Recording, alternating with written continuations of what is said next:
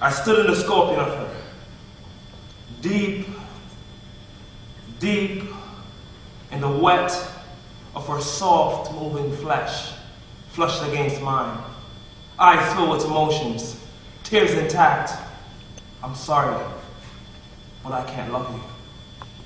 Still moving deep in the tender of the swan's purple, fingers whispering, teeth in the flesh on my back like candles looking for excuses. She, the medicine woman, with juniper hands, and at the moment of orgasm, she promised me that when she died, she would will her womb to give birth to me in the next life, so she could love me unconditionally. And that was 17,000 years ago, when we existed as echoes in a windstorm on an imploding planet, two universes, over embracing the third of her is I dance with illusions. Embroidered in mystery, murdered by many men, she too was alone, searching, unaware, walking into walls, dragging her broken heart around in a steel cage.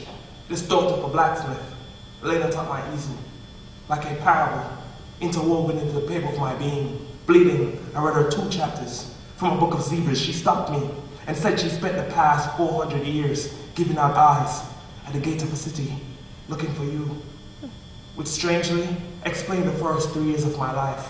Caught my breath, drowning, woke up in a coffin, cotton stuffed in my nostrils, insides empty, eyes removed, she was gone. And the silence tasted like embalming flowed on my lips, a tender knocking, like a kiss at the door of my conscience. It was this old woman, wrinkled and waxy, white hair, beaming, transfixed. I was Buddha. She handed me a liquid marble that emitted so much light.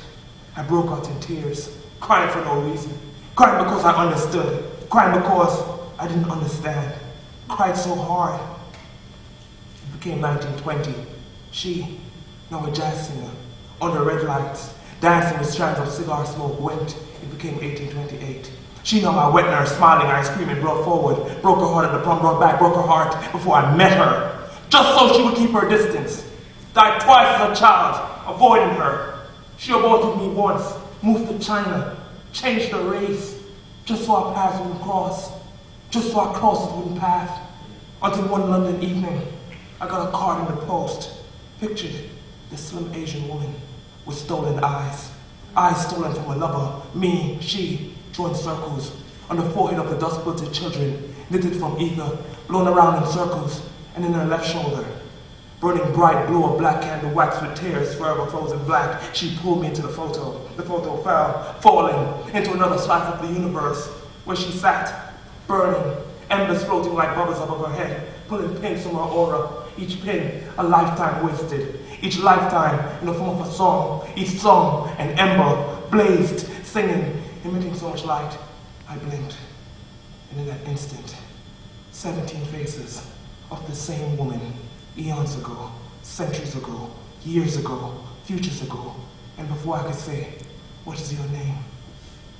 She vanished, and I'm in this diner, and she's serving black coffee and donuts to a trucker with a white beard and a red cap tagged, made in China.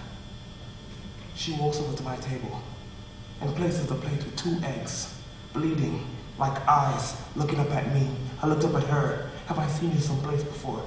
She says no, and walks out of the diner, like a jazz singer, like a wet nurse, like the daughter of a blacksmith, and leaves me with my heart chained to a pillow. I'm sorry, but I can't love you. Maybe in another lifetime. You're having a good time?